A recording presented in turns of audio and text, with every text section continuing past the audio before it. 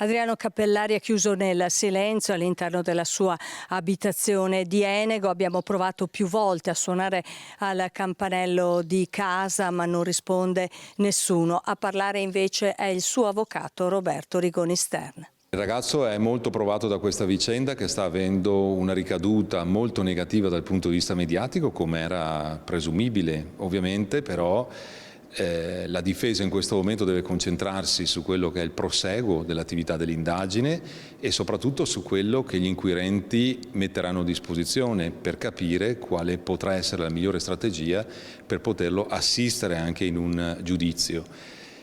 Quello che noi stiamo facendo in questo momento è creargli un supporto che possa permettergli di superare questa fase molto delicata della sua vita, dopodiché avremo modo di chiedere un interrogatorio alla Procura per chiarire la posizione di Adriano Cappellari. A parlare anche Don Maurizio Patriciello, il prete anticamorra che Cappellari aveva conosciuto ad Enego, pure lui citato nelle lettere di minaccia assieme a Giorgia Meloni, lettere che secondo la Procura di Vicenza avrebbe scritto lo stesso Cappellari. Sono rimasto basito dalla notizia che Adriano Cappellari, questo giovane giornalista veneto, si sia procurato da solo quell'attentato avvenuto sotto casa sua.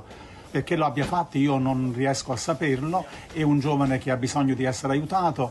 Io gli vorrei solamente dire: Adriano, sono prete anche per te, se hai bisogno di me io ci sono, paga il tuo debito con la giustizia e poi rimettiti in cammino e non lasciarti andare.